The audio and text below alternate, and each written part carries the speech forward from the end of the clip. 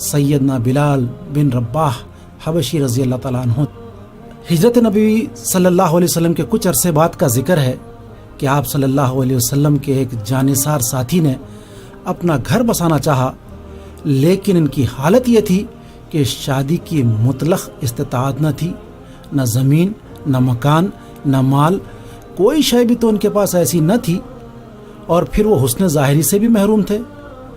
سیاہ رنگ، موٹے موٹے ہونٹ اور لاغر جسم۔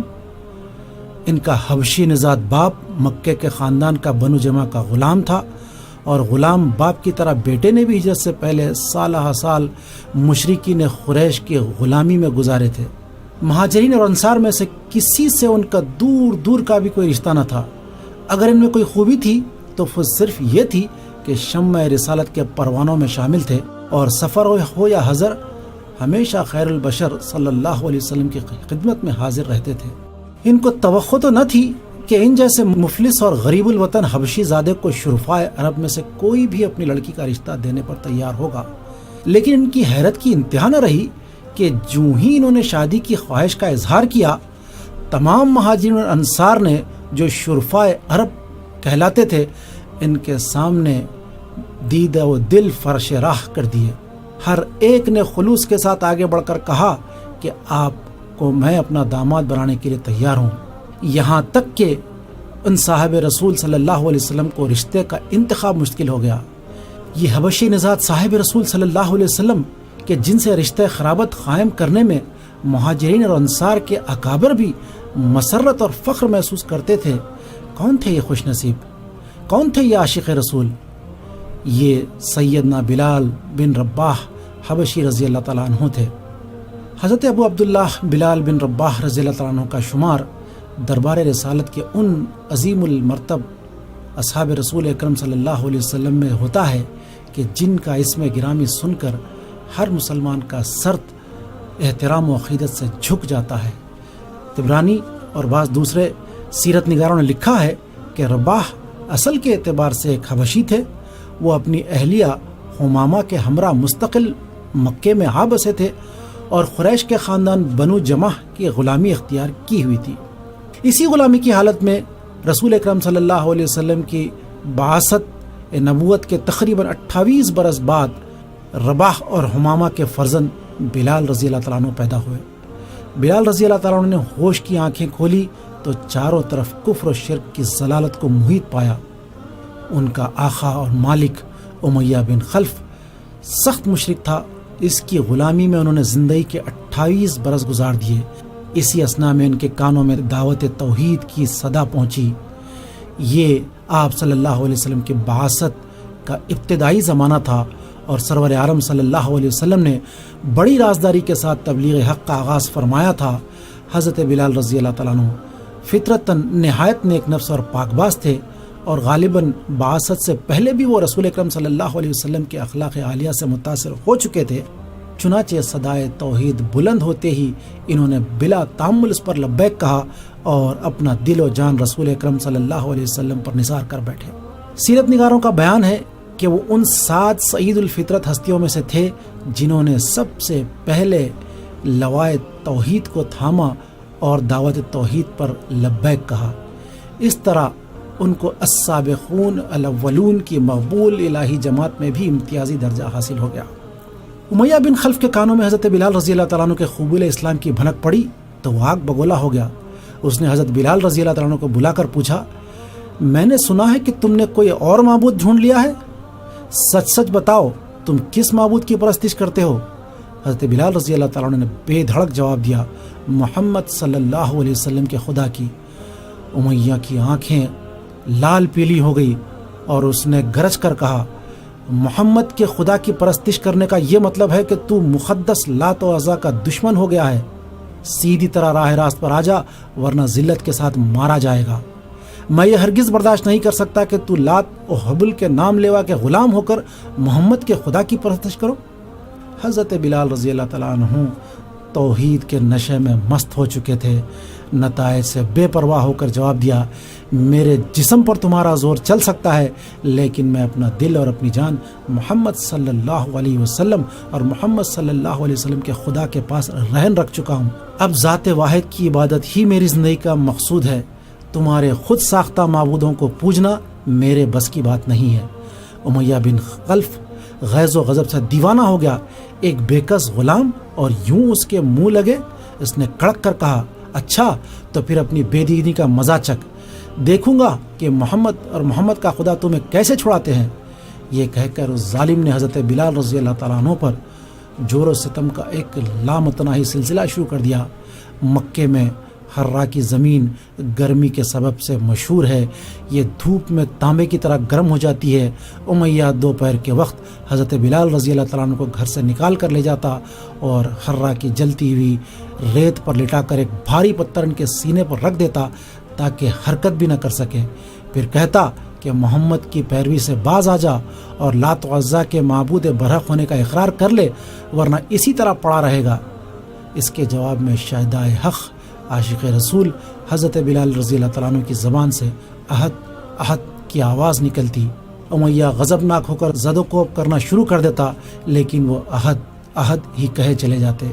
ایک دن تو ظالم نے شقاوت کی انتہا کر دی، اس نے پوری ایک رات اور ایک دن حضرت بلال رضی اللہ تعالیٰ عنہ کو بھوکا پیاسا رکھا اور تپتی ہوئی ریت پر ان کے رقص سے بسمل کا تماشا دیکھتا رہا۔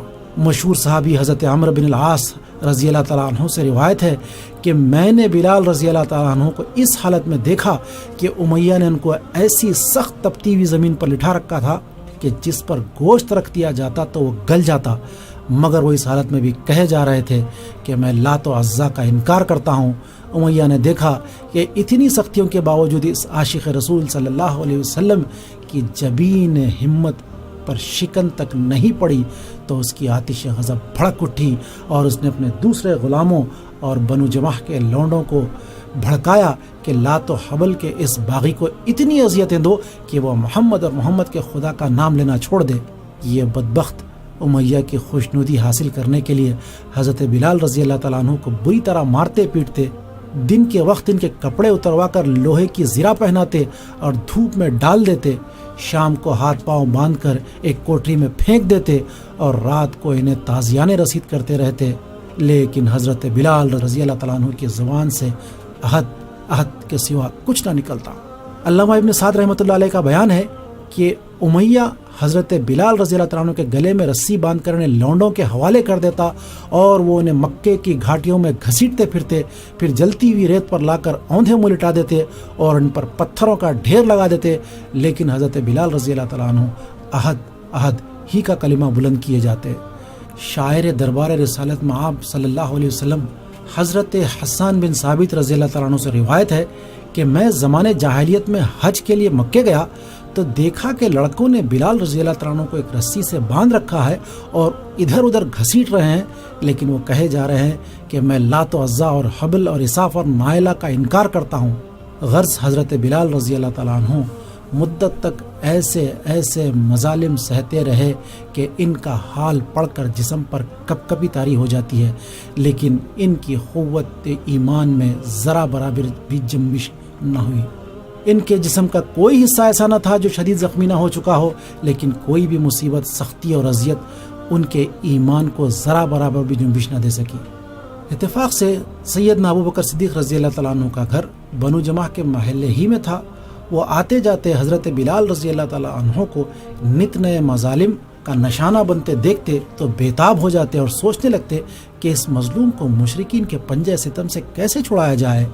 ایک دن ان کا پیمانہ صبر لبریز ہو گیا، امیہ کے گھر تشریف لے گئے اور اس سے کہا، اے امیہ، اس بے گناہ اور بے کس غلام پر اتنا ظلم نہ کر، تمہارا اس میں کیا نقصان ہے کہ وہ خدائے واحد کی عبادت کرتا ہے؟ اگر تو اس پر احسان کرے تو یہ احسان آخرت کے دن تیرے کام آئے گا۔ امیہ نے نہایت حقارت سے جواب دیا، میں تمہارے خیالی یوم آخرت کا قائل نہیں، جو میرے جی میں آئے میں کروں گا۔ صدیق اکبر رضی اللہ تعالیٰ عنہ نے بڑی نرمی سے اسے سمجھایا کہ تم صاحب قوت ہو، اس بے کس غلام پر ظلم و ستم کے پہاڑ توڑنا چھوڑ دو، اس طرح عربوں کی قومی روایت کو بٹا نہ لگاؤ۔ حضرت ابو بکر صدیق رضی اللہ تعالیٰ عنہ کی گفتگو سے تنگ آ کر امیہ نے کہا، ابن ابی قحافہ، تم اس غلام کے اتنے ہمدرد ہو تو اسے خرید کیوں نہیں لیتے؟ صدیق اکبر رضی اللہ تعالیٰ عنہ نے جھٹ فرمایا، بولو کیا دام لگاؤ گے؟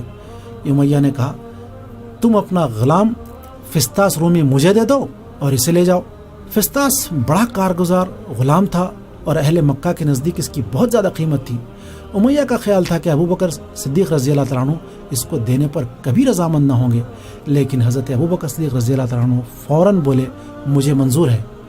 امیہ حیران رہ گیا، لیکن ڈھٹائی سے جواب دیا، فستاس کے ساتھ 40 اوقیہ چاندی بھی لوں گا۔ حضرت ابو بکر صدیق رضی اللہ تعالیٰ عنہ اس پر بھی رضامند ہو گئے۔ امیہ نے بزعم خود بڑے نفع کا سودا کیا۔ جب صدیق اکبر رضی اللہ تعالیٰ عنہ بلال رضی اللہ تعالیٰ عنہ کو ساتھ لے کر چلنے لگے تو ہنس کر طنز کرنے لگا، ابن ابی قحافہ، تمہاری جگہ اگر میں ہوتا تو اس غلام کو 1 درہم کے 6 حصے کے برابر میں بھی نہ خریدتا۔ حضرت ابو بکر صدیق رضی اللہ عنہ نے فرمایا، امیہ تو اس غلام کی قدر و قیمت سے واقف نہیں، مجھ سے پوچھو تو میں یمن کی بادشاہی بھی اس کی قیمت میں ہیچ ہے۔ یہ کہہ کر حضرت بلال رضی اللہ تعالیٰ عنہ کو آزاد کر دیا اور ساتھ لے کر بارگاہ رسالت صلی اللہ علیہ وسلم میں پہنچے۔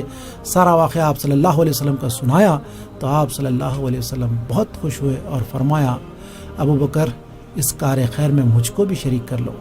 صدیق اکبر رضی اللہ تعالیٰ عنہ نے عرض کیا، یا رسول اللہ صلی اللہ علیہ وسلم، میں نے اسے آزاد کر دیا ہے۔ بعض روایتوں میں یہ بھی آتا ہے کہ حضرت ابو بکر صدیق رضی اللہ تعالیٰ عنہ نے بھاری رقم دے کر حضرت بلال رضی اللہ تعالیٰ عنہ کو خریدا اور پھر اللہ کی خوشنودی کے لیے آزاد کر دیا، اور رحمت عالم صلی اللہ علیہ وسلم نے خوش ہو کر حضرت ابو بکر صدیق رضی اللہ تعالیٰ عنہ کے حق میں دعائے خیر کی۔ مشرکین کے پنجے ستم سے رہائی پانے کے بعد حضرت بلال رضی اللہ تعالیٰ عنہ نے اپنے آپ کو ہمتاً رسول اکرم صلی اللہ علیہ وسلم کی خدمت میں وقف کر دیا۔ دکھ ہو یا سکھ، سفر ہو یا حضر، واعظ و تبلیغ کی کوئی محفل ہو، جنگ کا کوئی میدان ہو، وہ ہمیشہ آپ صلی اللہ علیہ وسلم کی خدمت میں حاضر رہتے تھے۔ سرور کونین صلی اللہ علیہ وسلم سے ان کی عقیدت اور محبت کی ایک الگ ہی کیفیت، ایک الگ ہی جذبہ عشق نظر آتا تھا۔ چنانچہ بعثت نبوی کے 13 سال بعد جب آپ صلی اللہ علیہ وسلم نے صحابہ کرام رضی اللہ تعالیٰ عنہم اجمعین کو مدینہ منورہ کی طرف ہجرت کرنے کی ہدایت فرمائی تو حضرت بلال رضی اللہ تعالیٰ عنہ کو بھی حضور اکرم صلی اللہ علیہ وسلم کے ارشاد کی تعمیل میں ہجرت کر کے مدینہ پہنچے اور حضرت سعد بن خیثمہ انصاری رضی اللہ تعالیٰ عنہ کے مہمان ہوئے۔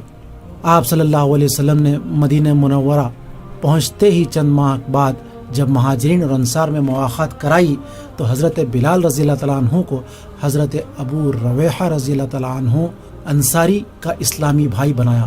ان دونوں بھائیوں میں اس قدر محبت تھی کہ حضرت بلال رضی اللہ تعالیٰ عنہ کو کہیں باہر جانا پڑتا تو اپنے تمام امور کی ذمہ داری حضرت ابو رویحہ رضی اللہ تعالیٰ عنہ کو سونپ جاتے تھے۔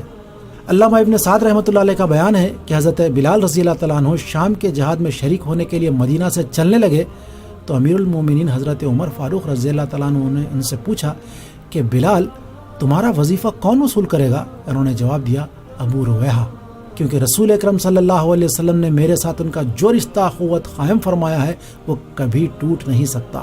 غزوات کا سلسلہ شروع ہوا تو حضرت بلال رضی اللہ تعالیٰ عنہ کو بدر سے لے کر تبوک تک تمام غزوات میں رحمت عالم صلی اللہ علیہ وسلم کے صحبت کا شرف حاصل ہوا۔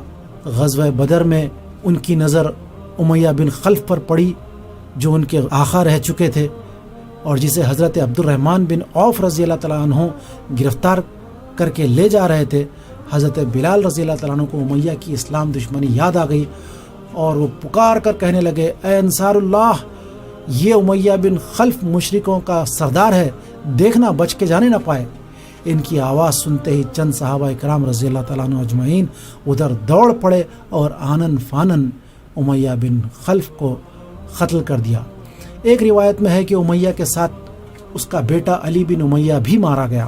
یہ دونوں اسلام کے بدترین دشمن تھے۔ بعض سیرت نگاروں نے لکھا ہے کہ غزوہ بدر میں حضرت بلال رضی اللہ تعالیٰ عنہ نے ایک اور مشرک امیہ بن ابی حذیفہ مخزومی کو گرفتار کر لیا۔ اسے بعد میں عبداللہ بن ربیعہ مخزومی نے 4000 دینار فدیہ دے کر رہا کروایا۔ ہجرت کے بعد مسجد نبوی کی تعمیر ہوئی اور اذان کی ابتدا ہوئی تو رحمت عالم صلی اللہ علیہ وسلم نے اذان دینے کی خدمت حضرت بلال رضی اللہ تعالیٰ عنہ کے سپرد فرمائی۔ ابن سعد رحمۃ اللہ علیہ نے قاسم بن عبد الرحمن رضی اللہ تعالیٰ عنہ سے روایت کیا ہے کہ بلال رضی اللہ تعالیٰ عنہ اسلام کے سب سے پہلے مؤذن ہیں۔ حضرت بلال رضی اللہ تعالیٰ عنہ کی آواز نہایت بلند اور دلکش تھی۔ آپ کی آواز میں ایک سوز، ایک گداز، ایک ایسی تاثیر تھی کہ جو سنتا سب کام چھوڑ چھاڑ کر والہانہ نماز کے لیے مسجد کی طرف لپک پڑتا۔ 8 ہجری میں فتح مکہ ہوا تو حضرت بلال رضی اللہ تعالیٰ عنہ حسب معمول سرور عالم صلی اللہ علیہ وسلم کے ہمرکاب تھے۔ کعبے کی صفائی کے بعد آپ صلی اللہ علیہ وسلم نے حضرت بلال رضی اللہ تعالیٰ عنہ سے فرمایا، اے بلال، کعبے کی چھت پر کھڑے ہو کر توحید کی صدائے تکبیر بلند کرو۔ حضرت بلال رضی اللہ تعالیٰ عنہ نے حکم کی تعمیل کی۔ جب وہ اپنی دلکش آواز سے اشہد ان لا الہ الا اللہ اور اشہد ان محمد رسول اللہ پکار رہے تھے تو زمین و آسمان پر سناٹا چھایا ہوا تھا۔ 11 ہجری میں سرور کائنات صلی اللہ علیہ وسلم نے سفر آخرت اختیار فرمایا تو حضرت بلال رضی اللہ تعالیٰ عنہ پر غم و اندوہ کا ایک پہاڑ ٹوٹ پڑا۔ اپنے آقا کی جدائی نے ان کے دل کی دنیا اجاڑ دی۔ طبرانی نے عبداللہ بن محمد رضی اللہ تعالیٰ عنہ، عمر رضی اللہ تعالیٰ عنہ اور عمار رضی اللہ تعالیٰ عنہ سے روایت کی ہے کہ رسول اکرم صلی اللہ علیہ وسلم کی وفات کے بعد حضرت بلال رضی اللہ تعالیٰ عنہ نے حضرت ابوبکر صدیق رضی اللہ تعالیٰ عنہ کی خدمت میں حاضر ہو کر عرض کیا، اے خلیفہ رسول، میں نے آقا صلی اللہ علیہ وسلم کو یہ فرماتے سنا کہ مومنین کے لیے سب سے افضل عمل جہاد فی سبیل اللہ ہے۔ میرا ارادہ ہے کہ اب میں تادم حیات جہاد فی سبیل اللہ میں مشغول رہوں۔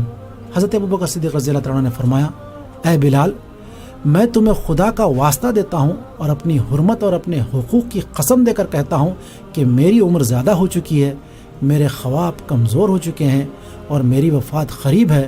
اس وقت تم مجھے چھوڑ کر نہ جاؤ۔ حضرت بلال رضی اللہ تعالیٰ عنہ نے صدیق اکبر رضی اللہ تعالیٰ عنہ کی بات مان لی اور مدینہ منورہ ہی میں ٹھہر گئے۔ صحیح بخاری اور طبقات ابن سعد کی روایتوں کے مطابق آپ صلی اللہ علیہ وسلم کی وفات کے بعد حضرت بلال رضی اللہ تعالیٰ عنہ صدیق اکبر رضی اللہ تعالیٰ عنہ کے پاس گئے اور ان سے سوال کیا، اے خلیفہ رسول، کیا آپ نے مجھے خدا کے لیے آزاد کیا تھا یا اس لیے کہ میں آپ کے ساتھ رہوں؟ حضرت ابوبکر صدیق رضی اللہ تعالیٰ عنہ نے فرمایا، میں نے تمہیں محض اللہ کی خوشنودی کے لیے آزاد کیا۔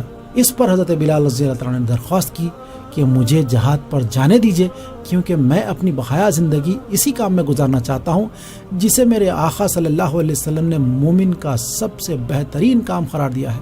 لیکن حضرت ابوبکر صدیق رضی اللہ تعالیٰ عنہ نے خدا کا واسطہ دے کر ان سے کہا کہ مجھے اس عالم پیری میں اپنی رفاقت سے محروم نہ کرو۔ حضرت بلال رضی اللہ تعالیٰ عنہ نے ان کی بات مان تو لی، لیکن ساتھ ہی یہ شرط رکھی کہ میں اب رسول اکرم صلی اللہ علیہ وسلم کے بعد کسی کے لیے اذاں نہ دوں گا۔ صدیق اکبر رضی اللہ تعالیٰ عنہ نے فرمایا، تمہیں اس بات کا اختیار ہے۔ اس کے برخلاف ایک اور روایت بھی ملتی ہے جس کے مطابق جب حضرت ابوبکر رضی اللہ تعالیٰ عنہ نے فرمایا کہ میں نے تمہیں اللہ کے لیے آزاد کیا تو انہوں نے کہا کہ پھر مجھے اللہ کے راستے میں جہاد کرنے کی اجازت دے دیجئے۔ حضرت ابوبکر صدیق رضی اللہ تعالیٰ عنہ نے انہیں اجازت دے دی اور وہ شام جانے والے لشکر میں شامل ہو گئے۔ لیکن بخاری اور ابن سعد کی روایت کے مقابلے میں یہ روایت سند کے اعتبار سے کمزور نظر آتی ہے، اس لیے سیرت نگاروں میں سے اکثر کی یہی رائے ہے کہ حضرت بلال رضی اللہ تعالیٰ عنہ حضرت عمر فاروق رضی اللہ تعالیٰ عنہ کے عہد خلافت کی ابتدا میں جہاد کے لیے شام گئے اور رومیوں کے خلاف کئی معرکوں میں داد شجاعت دی۔ بیت المقدس کی تسخیر کے سلسلے میں حضرت عمر فاروق رضی اللہ تعالیٰ عنہ کو بنفس نفیس شام جانا پڑا۔ ان کے بیت المقدس پہنچنے پر عیسائیوں نے شہر کے دروازے کھول دیے اور خلیفۃ المسلمین نے عیسائیوں سے معاہدہ صلح مرتب کیا۔ اس سے فارغ ہونے کے بعد انہوں نے مسلمانوں کے سامنے ایک فصیح و بلیغ خطبہ دیا۔ سامعین میں حضرت بلال رضی اللہ تعالیٰ عنہ بھی موجود تھے۔ ان سے مخاطب ہو کر فرمایا، اے ہمارے سردار بلال، آج اسلام کے قبل اول پر پرچم توحید لہرایا ہے۔ اس باعظمت موقع پر آپ اذان دیں تو ہم آپ کے شکر گزار ہوں گے۔ حضرت بلال رضی اللہ تعالیٰ عنہ نے عرض کیا، امیر المومنین، میں عہد کر چکا تھا کہ آپ صلی اللہ علیہ وسلم کے بعد کسی کے لیے اذان نہ دوں گا، لیکن آج آپ کے ارشاد کی تعمیل میں اذان دیتا ہوں۔ یہ کہہ کر اذان کے لیے کھڑے ہو گئے۔ جب ان کے منہ سے اللہ اکبر کے الفاظ نکلے، صحابہ اکرام رضی اللہ تعالیٰ عنہم اجمعین کے قلب و جگر کے ٹکڑے ٹکڑے اڑ گئے۔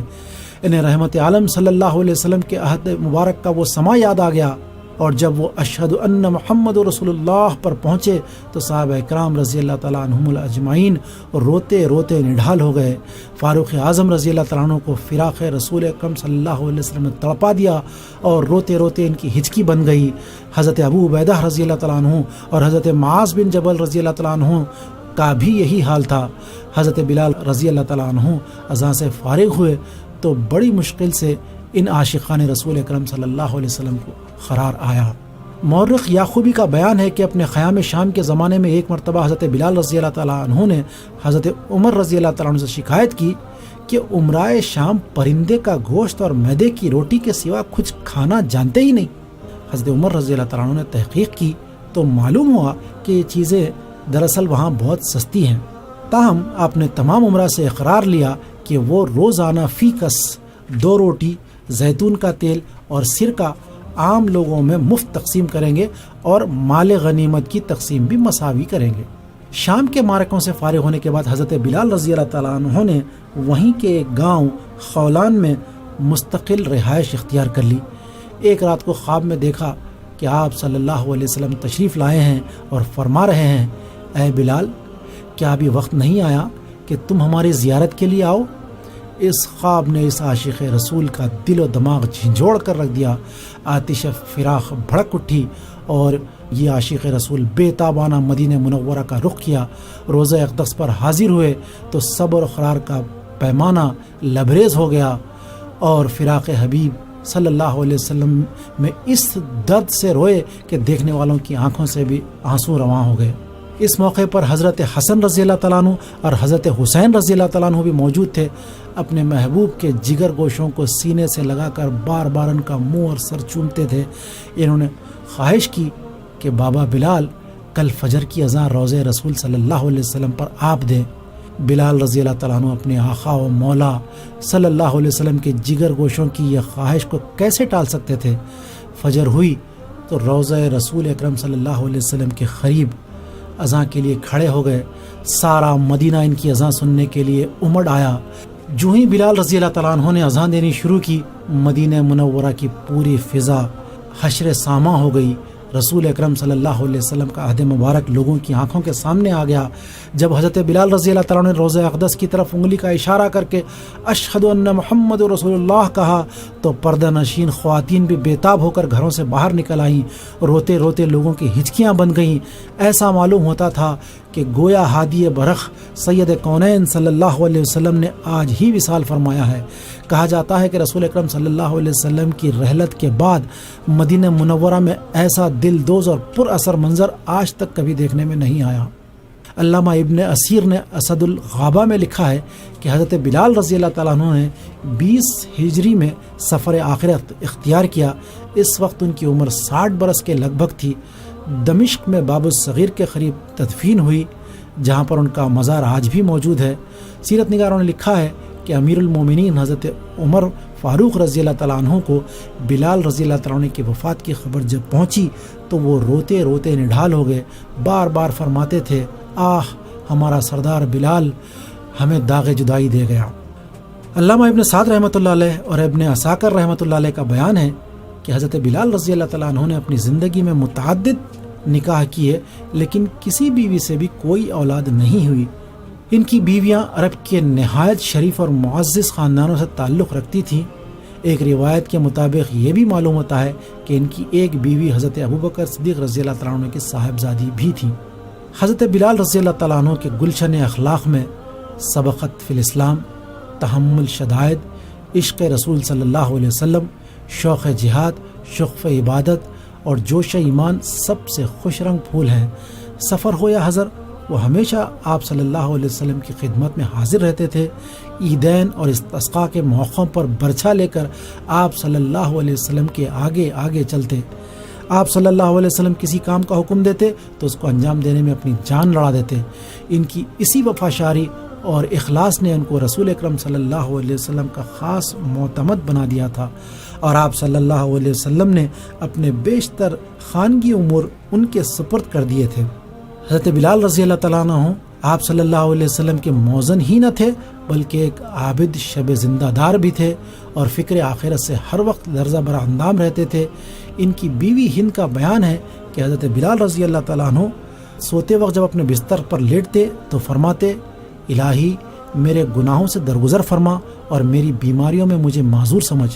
صحیح بخاری میں حضرت ابو ہریرہ رضی اللہ تعالیٰ عنہ سے روایت ہے کہ ایک دن فجر کی نماز کے وقت رسول اکرم صلی اللہ علیہ وسلم نے حضرت بلال رضی اللہ تعالیٰ عنہ کو بلا کر پوچھا، اے بلال، مجھے تم اپنا کوئی ایسا عمل بتاؤ جس پر سب سے زیادہ اجر و ثواب کی امید ہو، کیونکہ میں نے اپنے آگے جنت میں تمہارے جوتوں کی چاپ سنی ہے۔ حضرت بلال رضی اللہ تعالیٰ عنہ نے عرض کیا، یا رسول اللہ، میں نے ایسا عمل تو کوئی نہیں کیا، ہاں لیکن البتہ رات دن میں میرا کوئی وضو ایسا نہیں ہے کہ جس کے بعد میں نے نماز نہ پڑھی ہو۔ حضرت بلال رضی اللہ تعالیٰ عنہ کو بارگاہ رسالت میں جو قرب حاصل تھا، اس کی بنا پر تمام صحابہ اکرام رضی اللہ تعالیٰ عنہم الاجمعین ان کو نہایت محبوب اور محترم جانتے تھے۔ صحیح بخاری میں حضرت جابر بن عبداللہ رضی اللہ تعالیٰ عنہ سے روایت ہے کہ حضرت عمر رضی اللہ تعالیٰ عنہ فرمایا کرتے تھے، ابو بکر ہمارے سردار ہیں اور انہوں نے ہمارے سردار یعنی بلال کو آزاد کر دیا۔ ایک مرتبہ حضرت بلال رضی اللہ تعالیٰ عنہ کے ایک بھائی نے جو اپنے آپ کو عربی النسل ظاہر کرتے تھے، کسی عرب خاندان میں نکاح کا پیغام بھیجا۔ ان لوگوں نے جواب میں کہلا بھیجا کہ ہم آپ کو تو نہیں جانتے، ہاں اگر بلال رضی اللہ تعالیٰ عنہ آ کر تصدیق کریں کہ آپ واقعی ان کے بھائی ہیں تو ہمیں آپ کو رشتہ دینے میں کوئی عذر نہیں۔ چنانچہ حضرت بلال رضی اللہ تعالیٰ عنہ نے تشریف لا کر کہا، صحابو، میں بلال بن رباح ہوں اور یہ میرا بھائی ہے۔ اس کی مذہبی اور اخلاقی حالت اگرچہ کہ بہت اچھی نہیں ہے، لیکن تمہارا جی چاہے تو اپنی لڑکی سے بیعت دو ورنہ انکار کر دو۔ انہوں نے کہا، بلال، جس کے آپ بھائی ہیں اس سے رشتہ مناکحت قائم کرنا ہمارے لیے باعث صد افتخار ہے۔ عہد فاروقی میں ایک مرتبہ قریش کے چند روسا حضرت عمر فاروق رضی اللہ تعالیٰ عنہ سے ملاقات کے لیے گئے۔ اسی اثنا میں حضرت بلال رضی اللہ تعالیٰ عنہ بھی وہاں آ پہنچے۔ حضرت عمر رضی اللہ تعالیٰ عنہ نے سب سے پہلے حضرت بلال رضی اللہ تعالیٰ عنہ کو اندر بلایا۔ اکابر قریش میں سے بعض پر یہ بات گراں گزری اور ان کے منہ سے نکل گیا کہ شرفائے قریش تو انتظار کر رہے ہیں اور بلال حبشی کو ان پر ترجیح دے کر شرف باریابی بخشا جا رہا ہے۔ اس موقع پر حضرت اکرمہ بن ابو جہل رضی اللہ تعالیٰ عنہ نے کہا، آپ صلی اللہ علیہ وسلم نے ہم سب کو بیک وقت حق کی طرف بلایا، لیکن ہم نے اس کو قبول کرنے میں تاخیر کی اور بلال رضی اللہ تعالیٰ عنہ جیسے لوگ ہم پر سبقت لے گئے، لہٰذا اب بھی وہی شرف اولیت رکھتے ہیں اور ہمیں شکایت کا کوئی حق حاصل نہیں۔ حضرت بلال رضی اللہ تعالیٰ عنہ کے جوش ایمان کی یہ کیفیت تھی کہ ایمان کو تمام اعمال حسنہ کی بنیاد سمجھتے تھے۔ ایک دفعہ کسی نے پوچھا کہ سب سے بہتر عمل کون سا ہے؟ فرمایا، اللہ اور اس کے رسول صلی اللہ علیہ وسلم پر صدق دل سے ایمان لاؤ، پھر جہاد فی سبیل اللہ کا فریضہ ادا کرو اور پھر حج بیت اللہ کا فرض ادا کرو۔ قبول اسلام کے بعد حضرت بلال رضی اللہ تعالیٰ عنہ زہد و فخر میں ہمیشہ اپنے آقا و مولا صلی اللہ علیہ وسلم کے شریک رہے۔ اگر آپ صلی اللہ علیہ وسلم کو فاقہ ہوتا تو وہ بھی فاقے سے ہوتے، اگر آپ صلی اللہ علیہ وسلم کو کوئی دکھ پہنچتا تو وہ بھی سخت دکھی ہو جاتے۔ ترمذی شریف میں حضرت انس رضی اللہ تعالیٰ عنہ سے روایت ہے کہ رسول اکرم صلی اللہ علیہ وسلم نے فرمایا، اللہ کے راستے میں مجھے اتنا ڈرایا دھمکایا گیا کہ کسی اور کو اتنا نہیں ڈرایا گیا، اور اللہ کی راہ میں مجھے اتنا ستایا گیا کہ کسی اور کو اتنا نہیں ستایا گیا، اور ایک دفعہ 30 رات 30 دن مجھ پر اس حال میں گزرے کہ میرے اور بلال کے لیے کھانے کے لیے کوئی چیز ایسی نہ تھی کہ جس کو کوئی جاندار کھا سکے سوائے اس کے کہ جو بلال نے اپنی بغل کے نیچے چھپا رکھا تھا۔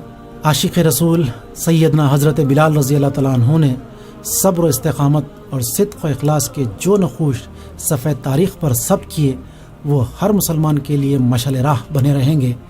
ان کا اسم گرامی سن کر ہر مسلمان کے دل کی دھڑکنیں تیز ہو جاتی ہیں اور وہ تمنا کرتا رہتا ہے کہ کاش اس کو حضرت بلال رضی اللہ تعالیٰ عنہ کے عشق رسول کا 1000واں لاکھواں حصہ ہی اگر نصیب ہو جائے تو اس کی آخرت سنور جائے۔